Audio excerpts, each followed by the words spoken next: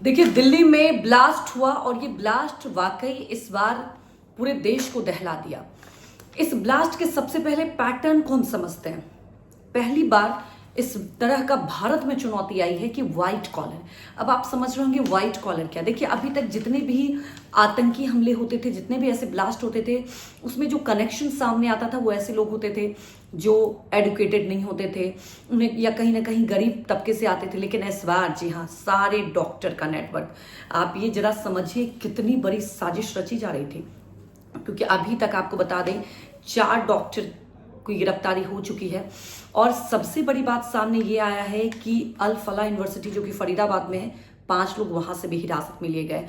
Doctor Umar का वहां से पूरा कनेक्शन था और डॉक्टर उमर ही मेन सूत्रधार। अब सवाल उठता है कि आखिर किस तरह से ब्रेन वॉश किया जा रहा है और कैसे ये पूरा नेटवर्क फैलाया जा रहा है। इससे अवेयर होने की जरूरत है और सबसे पहले इससे बहुत ज्यादा मुझे लगता है कि ये भारत देश के लिए खतरे की घंटी है। आप ये समझिए कि ये जो पैटर्न अगर आप समझिए, हालांकि देखिए अभी जांच चल रही है, जैश-ए मोहम्मद का ये पूरा पैटर्न है जिस तरह से कार में ब्लास्ट हुआ है। अब सवाल उठता है कि कल लगातार छापेमारी हुई थी, 2600 किलो तक विस्फोटक बरामद हुआ था, तो क्या ये जो ब्लास्ट हुआ, क्योंकि पार्किंग में खड़ी रही थी करीब 3 घंटे तक, उसके बाद 6:22 पर निकली है पार्किंग से, जो वीडियो लगातार सामने आ रहे हैं, और उसके बाद आपने देखा करीब 6:52 तक ये ब्लास्ट हुआ है। लेकिन एक चीज समझिए, लाल किला आमतौर पर सोमवार की बात आप करें तो बंद रहता है आम लोगों के लिए, लेकिन क्या ये मकसद कहीं जो था, ऐसा तो नहीं कि पूरी प्लानिंग थी वो फेल होती हुई दिखाई दे रही थी, क्योंकि कल कई नेटवर्क को खंगाला गया, कई खुलासे हुए, कई लोगों को गिरफ्तारी हुई, तो ऐसा तो नहीं कि उसके रिएक्शन में ये हुआ। ये भी एक बड़ा सवाल बन रहा है, क्योंकि जो अभी तक जांच में खुलासे हो रहे हैं, आप ये समझिए अमोनियम नाइट्रेट का इस्तेमाल किया गया है।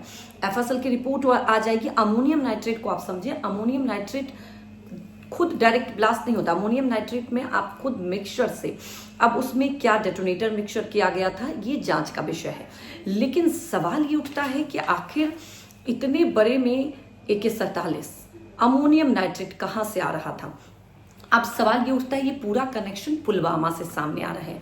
और आपको ये भी बता दें कि अब तक 7 किरदार सामने आए हैं, डॉक्टर का पूरा नेटवर्क, और एक महिला डॉक्टर भी, डॉक्टर साइला, जो कि महिला विंग को पूरा यहाँ पर मोर्चा संभाल रही थी। अब ये कनेक्शन अनंतनाग से, आप समझिए पहलगाम से लेकर अनंतनाग से आप जरा देखिए कि कैसे हरियाणा के फरीदाबाद से लेकर सहारनपुर, यूपी के सहारनपुर तक ये पूरा नेटवर्क और कनेक्शन आप जरा देखिए कि ये पूरा जो नंबर जो कार का I-20 कार सामने आया है।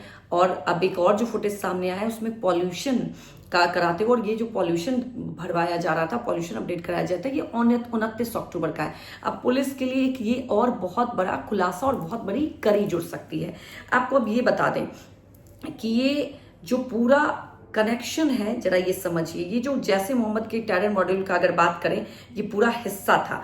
पुलवामा का जो रहने वाला तारिक है, उसने उमर मोहम्मद को कार दी थी, और इसीलिए आपको बता दें कि उमर मोहम्मद के साथी को पुलवामा से गिरफ्तार किया गया है। उमर मोहम्मद की मां को भी हिरासत में लिया गया है, DNA मैच कराया जाएगा।